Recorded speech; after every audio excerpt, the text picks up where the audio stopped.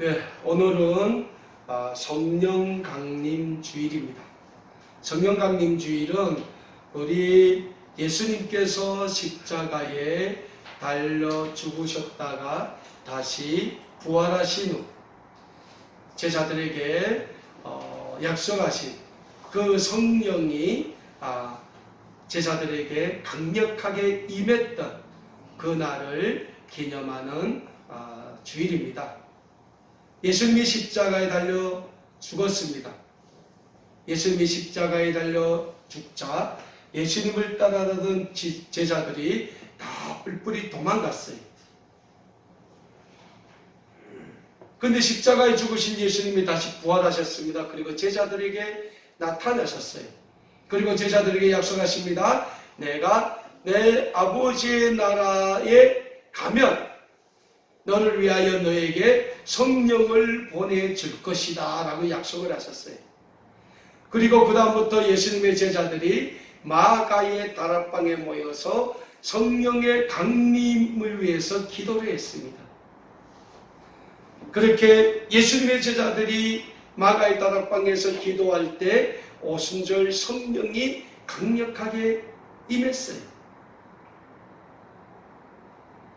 그 제자들에게 성령이 강력하게 임하자 그 로마 군병들과 유대인들의 박해를 피해서 마가의 다락방에 숨어서 기도하던 제자들이 나가서 담대하게 예수는 그리스도라고 복음을 증거하기 시작했어요. 그때로부터 이 땅에 주님의 몸된 교회의 역사가 시작되게 됩니다. 아마 오순절 성령의 그 강력한 임재하심이 없었다면 아마 이 땅에 주님의 몸된 교회의 역사는 없었을 거예요. 시작되지도 못했을 거예요. 그러나 그 오순절 성령이 강력하게 그 120명의 마가의 다락방에 모여서 기도하던 그 제자들에게 임함으로 인하여 그 제자들이 담대하게 순교의 정신을 가지고 예수는 그리스도라고 나아가 그리스도의 복음을 전했다는 거예요. 자, 그 성령의 강림을 기념하는 날이 오순절 성령 강림 주일입니다. 그래서 우리 그리스도인들은 그 성령의 강력한 역사가 임할 때 비로소 담대하게 그리스도의 생명의 복음을 전할 수 있다는 거예요. 우리가 요즘 복음 전합니까? 코로나인데 서로 만나기도 어려운데 지나가다가 부딪히는 것도 사람들이 이상하게 볼까봐 그러잖아요. 근데 우리 삶에 그 성령의 강력한 임재하심이 있다면 우리는 코로나라는 이 어려움 가운데서도 때와 시기를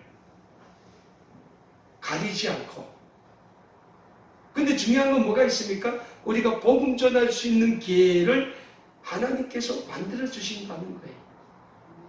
그러면 우리는 그때를 놓치지 않고 담대하게 예수는 그리스도라고 복음을 전할 수 있다는 거예요. 그래서 우리는 성령의 임재하신 가운데, 성령의 인도하신 가운데 우리 그리스도인들은 살아야 합니다. 자, 오늘 오순절 성령 강림 주일임에도 불구하고 우리는 5월 가정의 달을 보내고 있습니다. 그래서 우리가 가정의 달, 또 우리 지난주 금요일입니까? 부부의 날이셨죠? 그래서 오늘은 우리가 계속 배우고 있는 구약성경 창세기 20장 8절에서 18절 말씀, 정확히 말하면 1절부터 18절 말씀을 통해서 부부는 하나님이 맺어주신 인생의 동반자입니다 라는 제목으로 우리에게 주시는 하나님의 말씀을 또 함께 받는 시간을 가지고자 합니다. 여러분, 부부라고 할 때 어떤 생각 드십니까? 부부라면 어떤 생각 드십니까? 그냥 만날 보고 같이 밥 먹고 같이 자고 하는 사람? 죽을 때까지? 요즘 그런 말을 많이 해요. 어우 저 외시, 아내들이 남편 보고 요새 그런 말 자주 하더네. 아우 저 뭐 외식덩어리 같은 게. 네? 근데 성경을 보면 부부 관계를 맨 처음 설정해 주신 분이 누굽니까? 하나님이세요. 하나님이란 말이죠. 우리가 가정의 달 맞으면서 우리가 가정의 주일 우리 말씀을 통해 한번 배웠지만은 창세기 2장에 보면 하나님의 형상대로 누굴 만드십니까? 인간의 첫 조상인 아담을 만드시죠. 근데 그 아담이 혼자 독초하는 것이 하나님 보시기에 별로 안 좋았다는 거예요. 그래서 하나님이 아담을 깊이 잠들게 하시고 아담의 갈비뼈를 하나 취해서 여자를 만드셨죠. 그리고 그 여자를 아담에게 데려다 줬어요. 그러니까 아담이 뭐라고 해요? 이는 내 뼈 중에 뼈요 살기에 살다. 그리고 중요한 거는 창세기 2장 24절입니까? 뭐라 말씀합니까? 남자가 부모를 떠나 여자와 한 몸을 이룬다고 했어요. 자, 이게 최초의 하나님이 우리에게 세워주신 부부의 관계의 정립이라는 거죠. 하나님이 하와를 만들 때 어떻게 만들었습니까? 아담에게 돕는 배필로 하와를 만들었다 라고 성경이 분명 말씀하고 있습니다. 그럼에도 불구하고 성경의 많은 믿음의 사람들 보면 이 부부관계가 그렇게 올바르게 살았던 믿음의 선진들이 몇 명 없어요. 그 중에 한 명이 누굽니까? 아브라함. 여러분, 아브라함은 어떤 사람입니까? 하나님이 모든 믿는 민족의 조상, 축복의 근원으로 세웠다는 거예요. 그래서 이 아브라함은 아주 위대한 사람이에요. 믿음의 사람이요, 신앙의 사람이에요. 그럼에도 불구하고 이 아브라함의 생애를 보면 이 부부관계가 그렇게 깨끗하지 못해요. 오늘 우리가 받은 본문 말씀인 구약성경 창세기 20장의 말씀을 놓고 봐도 아브라함과 그 아내 사라와의 부부관계가 올바로 정립되지 않았음을 우리는 찾아볼 수 있다는 거예요. 자, 오늘 본문 말씀이 이런 내용입니다. 아브라함이 하나님의 약속의 땅인 가나안을 떠나 네게부 지역의 거라르라는 지역에 거주하게 됩니다. 근데 아브라함이 한번 하나님의 약속의 땅을 떠나서 그 땅에 기근이 들자 어디 갔어요? 애굽으로 갔죠. 거기서 한번 사라와의 부부관계에서 대혼란을 겪게 됩니다. 근데 오늘 본문 말씀을 보니까 아브라함이 또 약속의 땅을 떠나서 거라르라는 지역으로 이사를 가요. 근데 오늘 본문 말씀에서는 아브라함이 왜 약속의 땅을 떠나서 거라르라는 지역으로 이주했는가에 대해서는 구체적으로 나오지 않습니다. 그래도 불구하고 분명 아브라함은 그 가족을 이끌고 네게부 지역의 거라르라는 지역으로 이사를 갑니다. 자, 이 네게부 지역이 오늘로 말하면 이스라엘 나라가 있죠. 이스라엘의 남서부 지역에 시나이 반도라고 있어요. 그 동쪽에 위치하고 있습니다. 거기로 이주를 합니다. 근데 오늘 본문 말씀에서 아브라함이 하나님의 약속의 땅인 가나안 땅을 떠나 거랄로 이주하면서 생긴 한 건의 사건에 대해서 기록을 하고 있습니다. 근데 오늘 본문 말씀에 나오는 이 사건이 아브라함이 이전에 또 하나님의 약속의 땅인 가나안을 떠나서 애굽에 내려갔을 때 거기서 벌어졌던 사건과 아주 동일한 사건입니다. 어떤 사건입니까? 오늘 본문 말씀에 기록된 사건의 내용은 이러합니다. 아브라함이 그 가족을 데리고 가나안을 떠나 구랄 지역으로 이주합니다. 그런데 구랄 지역으로 이주한 아브라함에게 한 가지 걱정거리가 생기기 시작합니다. 그 걱정이 뭡니까? 다름 아닌 아브라함의 아내인 사라에 대한 걱정이에요. 우리가 창세기 12장을 통해 배웠지만 아브라함의 아내 사라는 아마 세련된 미인 스타일의 여인이었던 것 같아요. 그래서 아브라함이 늘 약속의 땅을 떠나 이방 지역에 거주할 때면 아내 사라의 일로 인해서 걱정을 했었습니다. 이번에도 예인 아닙니다. 그래서 아브라함이 자신의 아내 사라를 자신의 누이라고 속이죠. 애굽에서도 그랬어요. 그러니까 그랄 지역 사람들은 아브라함과 사라는 부부가 아닌 누이와 오라비 사이를 알았던 거예요. 그러니까 또 구랄 왕 아비멜렉이 적그독 또 사라를 자기 아내를 데리고 가요.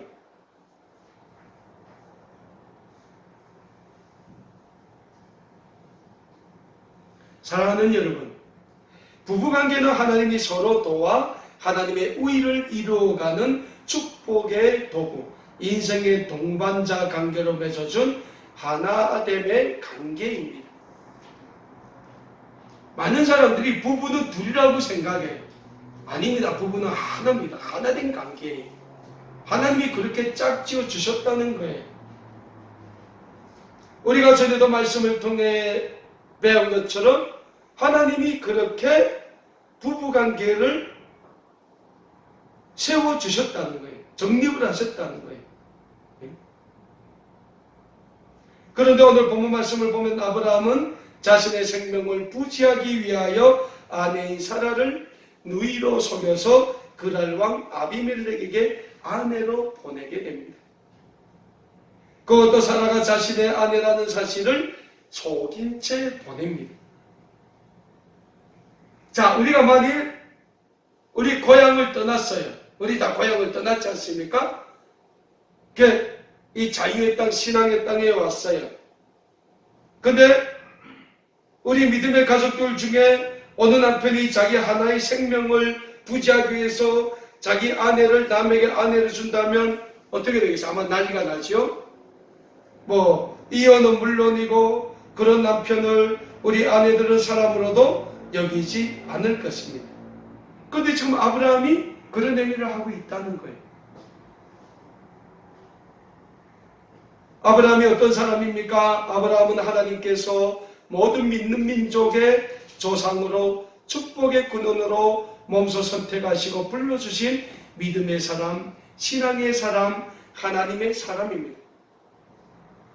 그런 아브라함이 자신의 생명 부지를 위하여 아내인 사라를 누이로 속여 그랄 왕 아비멜렉에게 아내로 보낸 것은 어찌 보면 하나님 앞에서 큰 죄를 짓는 행위라는 거예요.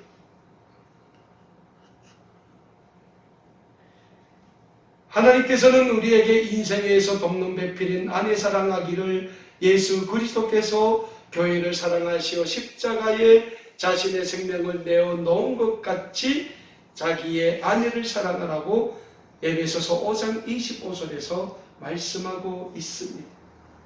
그래서 우리 그리스도의 남편들은 자기 아내를 사랑하기를 예수님이 교회를 사랑하사 자기 생명까지 내어 놓으신 것 같이 사랑해야 합니다.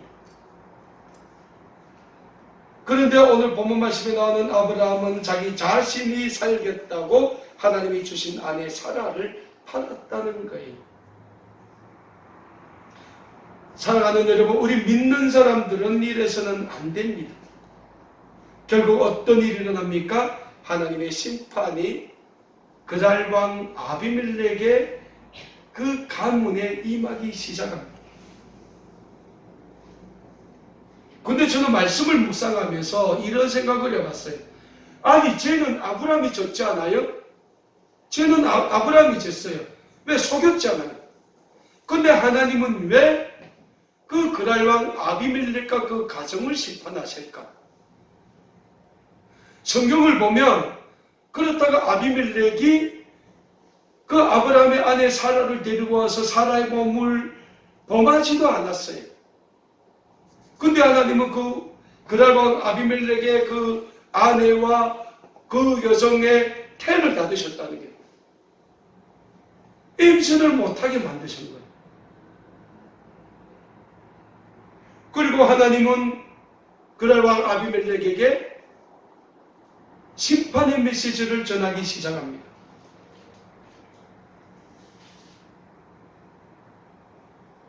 오늘 본문 말씀입니다. 오늘 본문 말씀에서 분명 하나님께서 그날 왕 아비멜렉에게 말씀하고 계시죠.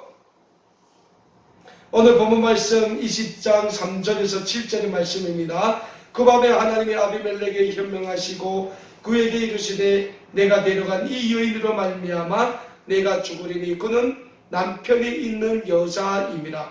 아비멜렉이 그 여인을 가까이 하지 아니했으므로 그가 대답하되 주여 주께서 의로운 백성도 멸하시나이까. 그가 나에게 이는 내 누이라고 하지 아니하였나이까. 그 여인도 그는 내 오라비라 하였사오니 나는 온전한 마음과 깨끗한 손으로 이렇게 하였나이다. 하나님이 꿈에 또 그에게 이르시되 내가 온전한 마음으로 이렇게 한 줄을 나도 알았으므로 너를 막아 내가 내게 범죄하지 아니하게 하였나니 여인에게 가까이 하지 못하게 함이 이 때문이라. 이제 그 사람이 아내를 돌려보내라. 그는 선지자라. 그가 너를 위하여 기도하리니 내가 살려니와 내가 돌려보내지 아니하면 너와 내게 속한 자가 반드시 죽을 줄 알지니라 라고 말씀하고 있습니다. 사랑하는 여러분, 하나님께서는 지금 그날 왕 아비멜렉이 하나님 앞에서 죄를 짓지 않도록 방지하시기 위해 사라이에 대해 말씀하고 계십니다. 하나님은 늘 우리가 하나님 앞에서 죄를 짓긴 전에 우리에게 죄를 짓지 않도록 경고하시곤 합니다. 다만 우리가 하나님의 경고의 음성에 귀를 기울이지 않기 때문에 하나님 앞에서 죄를 짓고도 그것이 죄인지 모르고 있다는 사실입니다. 그래서 우리는 하나님의 경고의 말씀에 귀를 기울이기에 힘써야 합니다. 부부관계도 마찬가지입니다. 요즘 우리 사회에서 이혼이 급속도로 늘어나고 있다고 합니다. 신혼부부가 신혼여행에서 돌아오면서 이혼한다고 합니다. 왜 그럴까요? 이유는 많습니다. 성격이 안 맞는다든지 이것이 어떻고 저것이 어떻고. 그럼에도 불구하고 가장 중요한 이유는 부부는 하나님이 맺어주신 인생의 동반자, 하나님이 맺어주신 축복의 선물이라는 사명과 의식이 없는 것이 제일 중요한 이혼의 원인이라고 할 수 있겠습니다. 오늘 본문 말씀에 나오는 그날 왕 아비멜렉은 하나님의 경고의 메시지를 듣고 즉시 다음날 아침 자신의 종들과 또 아브라함과 사라를 불러 아브라함이 왜 자신을 속였는지 추궁하기 시작합니다. 아비멜렉은 먼저 자신의 종들에게 어젯밤에 들은 하나님의 경고의 메시지를 전합니다. 오늘 본문 말씀 8절입니다. 아비멜렉이 그날 아침에 일찍 일어나 모든 종들을 불러 그 모든 일을 말하여 들려주니 그들이 심히 두려워하였더라. 자, 그러니까 아비멜렉은 모든 일을 처리함에 있어서 신중하고 원칙에 맞게 처리하는 왕이라고 할 수 있겠습니다. 그래서 아비멜렉은 먼저 자신이 간밤에 들은 하나님의 메시지를 먼저 전합니다. 그리고 나서 아비멜렉은 아브라함에게 추궁하기 시작합니다. 오늘 본문 9절과 10절의 말씀입니다. 아비멜렉이 아브라함을 불러서 그에게 이르되 내가 어찌하여 우리에게 이렇게 하느냐. 내가 무슨 죄를 내게 범하였기에 내가 나와 내 나라가 큰 죄에 빠질 뻔하게 하였느냐. 내가 합당하지 아니한 일을 내게 행하였도다 하고 아비멜렉이 또 아브라함에게 이르되 내가 무슨 뜻으로 이렇게 하였느냐라고 오늘 본문 말씀에서 아비멜렉이 아브라함을 추궁하는 모습이 분명 기록되어 있습니다. 아비멜렉이 지금 아브라함을 추궁합니다. 내가 어찌하여 나와 내 나라를 큰 죄에 빠지게 할 뻔했느냐. 내가 너에게 무슨 죄를 지었느냐 라고 추궁을 합니다. 여러분, 아마도 그날왕 아비멜렉이 이 세상의 임금과 같은 생각을 가졌다면 아마 아브라함에게 추궁을 하지 않고 즉시 죽여버렸을 거예요. 이 세상 왕들이 안 그러겠습니까? 아니, 사람 목숨을 파리 목숨보다 더 하찮게 여기는데 그것도 자기를 속였어요. 자기 가문을 속였다는 거예요. 아브라함 한 명 때문에 그 가문에 하나님의 진노가 임했지 않습니까? 그러면 내가 아비멜렉이라도 죽은 곳하고 잡아서 바로 죽였을 거예요. 근데 아비멜렉은 그렇게 하지 않았다는 거예요. 육가 원칙대로 정리대로 행했다는 거예요. 먼저 하나님이 자신에게 들려주신 경고의 메시지를 아비멜렉이 자기의 종들과 거기에 모인 모든 사람들에게 전하고 그 말씀에 하나님의 말씀에 근거하여 아브라함을 추궁했다는 거예요. 내가 내게 무슨 죄를 지었기에 내가 나와 내 나라를 큰 죄에 빠지게 하였느냐. 정당한 질문이라고 할 수 있겠죠.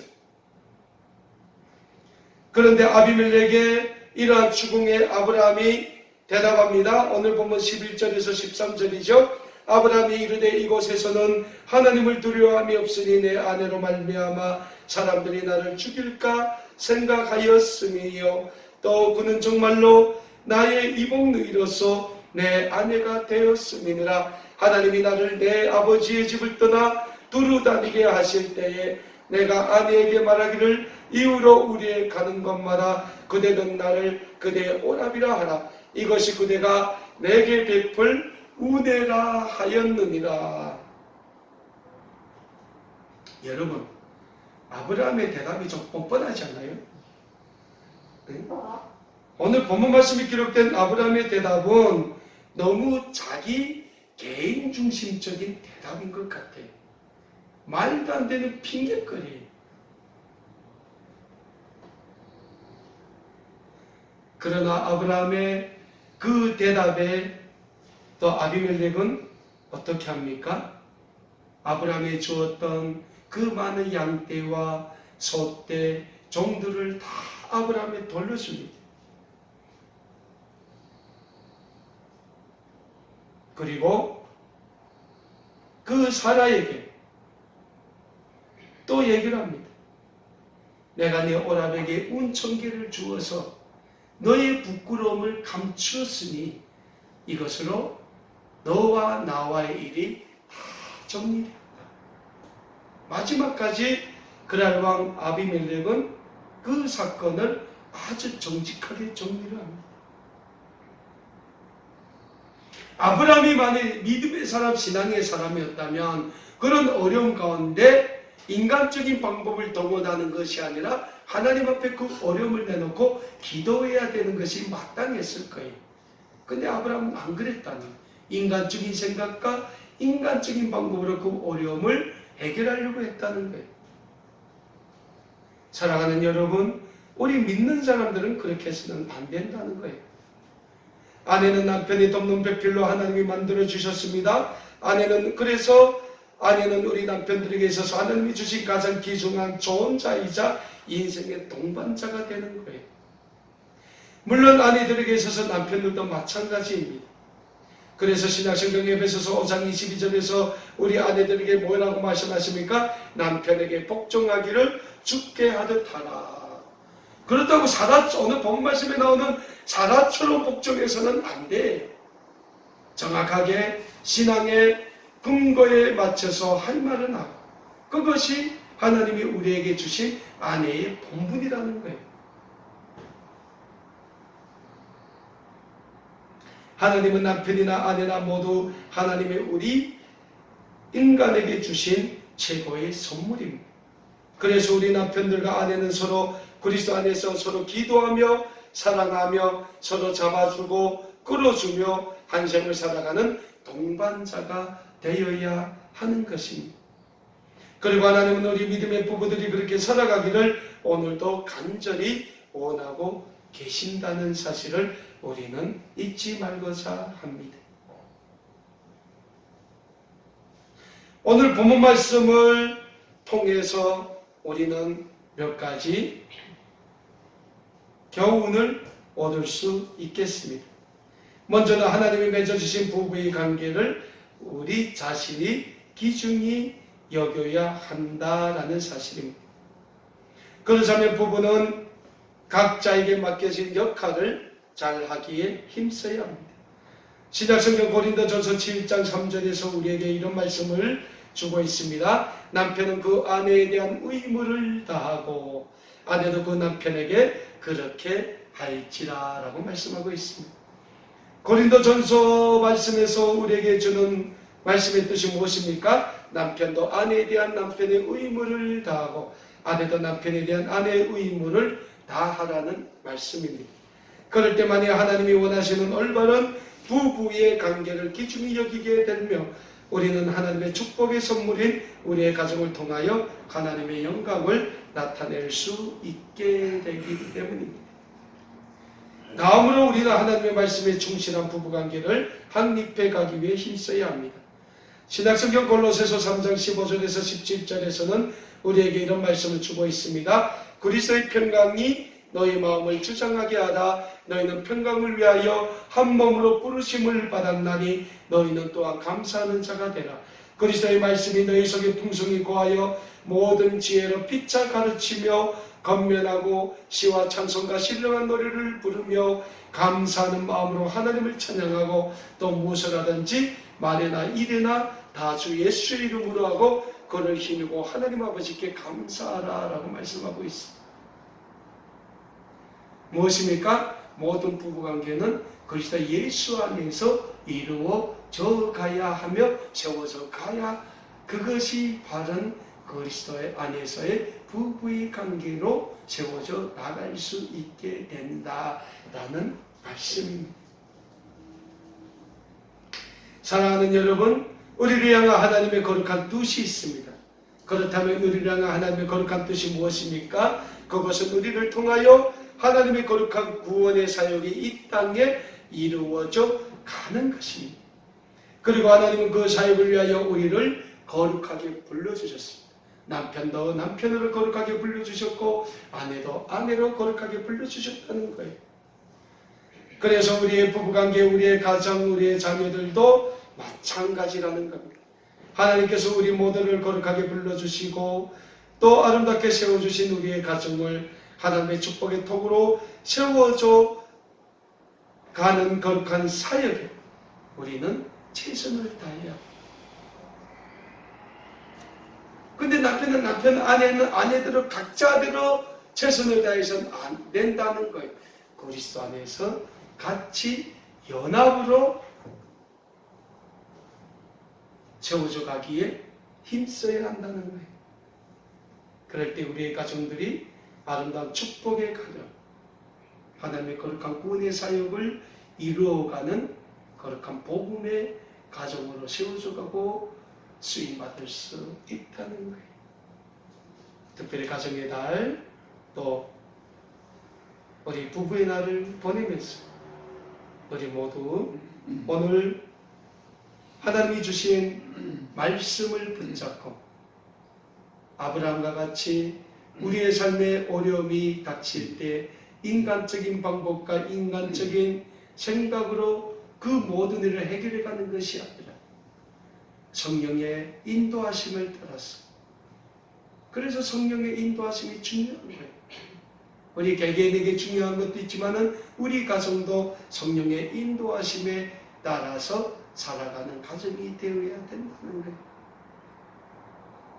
그러므로 인하여 정말 그랄 왕 아비멜렉처럼, 아비멜렉이 어떤 사람입니까? 이방 나라 왕이에요. 그럼에도 하나님이 아비멜렉을 칭찬하시기 뭡니까? 내가 온전한 마음으로 행했기 때문에. 아브라함은 정말 아비멜렉은 하나님 앞에 온전하게 행했다는 거예요. 마지막 그 사라이를 해결하는 것도 하나님의 말씀 중심에 입각하여 올바르게 해결하지 않습니까?